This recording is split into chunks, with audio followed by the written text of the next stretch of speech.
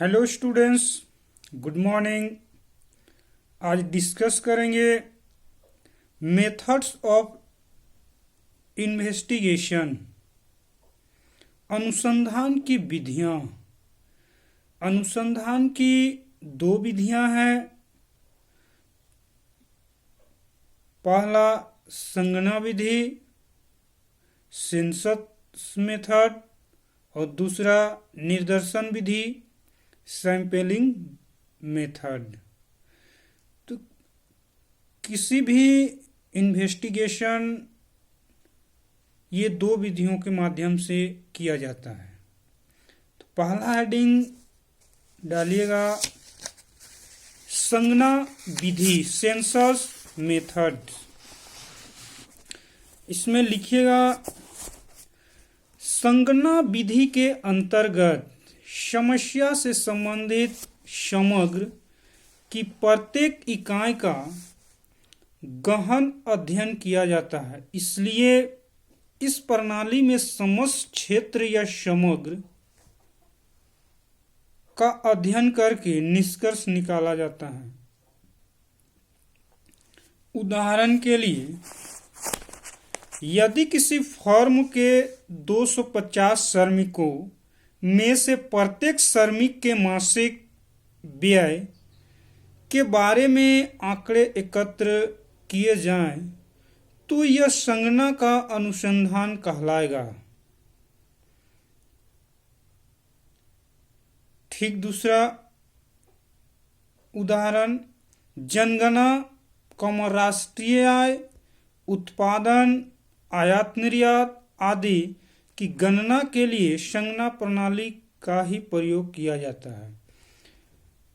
तो गवर्नमेंट हमारे भारतीय अर्थव्यवस्था में जो संगणना मेथड का उपयोग कर अनुसंधान किया जाता है, उसमें जनगणना, राष्ट्रीय आय, उत्पादन, आयात निर्यात आदि गणना के लिए संगणना प्रणाली का ही प्रयोग किया जाता है।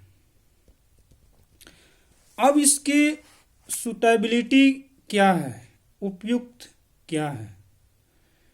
यह प्रणाली निम्न अनुसंधानों के लिए उपयुक्त है। संगणना विधि कौन कौन से अनुसंधानों में उपयोग किया जाता है और उसके लिए उपयुक्त है? पहला, जिनका अनुसंधान क्षेत्र सीमित आकार का हो। दूसरा, जब समग्र में विभिन्न गुणों वाली इकाइयां पाई जाती हो। तीसरा, जहां शुद्धता की अत्यधिक मात्रा अपेक्षित हो। और चौथा, जहां प्रत्येक इकाई का गहन अध्ययन करना हो। तो ये चार उपयुक्तता जो है संगणना मेथड से अनुसंधान करने के दौरान, ये चार उपयुक्तता होनी चाहिए। इसके गुण, मेरिट्स: पहला, उच्च स्तर की शुद्धता। दूसरा, प्रत्येक इकाई का अध्ययन। तीसरा, विस्तृत सूचना।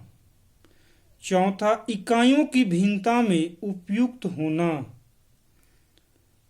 ये चार मेरिट्स हैं, गुण है। और डीमेरिट्स, दोष: पहला, खर्चीली पद्धति, अधिक समय और परिश्रम। तीसरा, केवल सीमित क्षेत्र के लिए उपयोगी।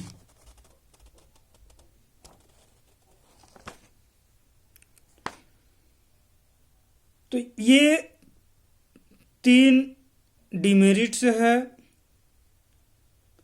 अब निदर्शन विधि, दूसरा जो मेथड है अनुसंधान का, वो है निदर्शन विधि, सैंपलिंग मेथड।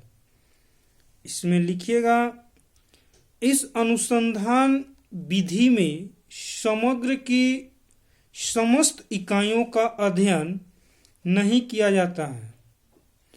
इस विधि के अंतर्गत संपूर्ण समग्र में से कुछ ऐसे नमूने या निर्दर्श सैंपल चुन लिए जाते हैं जो समूचे समग्र का प्रतिनिधित्व करते हैं।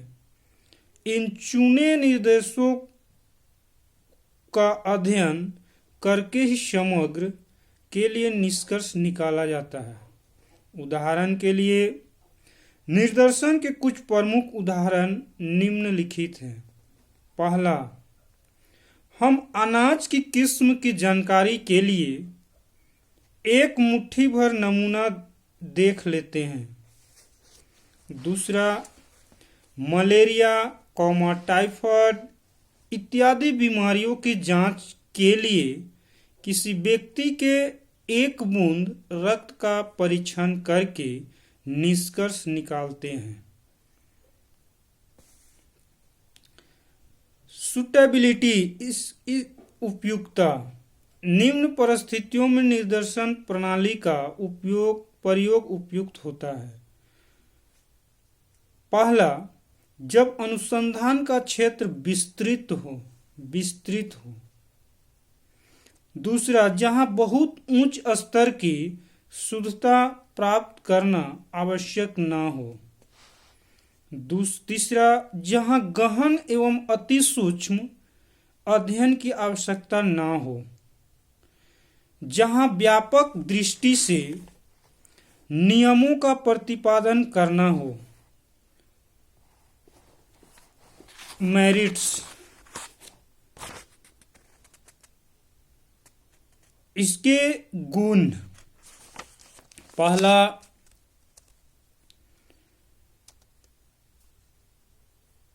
मितव्ययी, इकोनॉमिकल। दूसरा, उपयुक्तता, सुटेबिलिटी। तीसरा, वैज्ञानिक, साइंटिफिक। चौथा, सरल, सिंपल।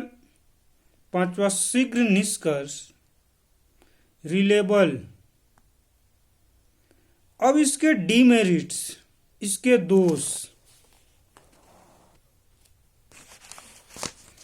पहला, भ्रामक निष्कर्ष की संभावना होती है। High degree of accuracy not possible. दूसरा, इस विधि से प्राप्त निष्कर्षों में उच्च स्तरीय शुद्धता नहीं पाई जाती है। Sampling errors. तीसरा, समग्र की इकाइयां समरूप न होने पर यह विधि उपयुक्त नहीं होती है। Need for experts. चौथा, प्रतिनिधि निर्दर्श के चयन के लिए उच्च स्तरीय ज्ञान आवश्यक है। Difficulty in selecting representative sample. पांचवा, यदि समग्र का आकार छोटा है तब यह विधि उपयुक्त नहीं होती है। Difficulty in making homogeneous samples. तो इस तरह से आज हम लोग डिस्कस किए अनुसंधान की विधियां, मेथड्स ऑफ इन्वेस्टिगेशन पे। अनुसंधान की दो विधियां हैं, संज्ञा विधि सेंसस मेथड और दूसरा निर्दर्शन विधि सैंपलिंग विधि। इन दोनों पे हम लोग डिस्कस किए। अगले वीडियो में एक नए टॉपिक पे डिस्कस करेंगे। Thank you.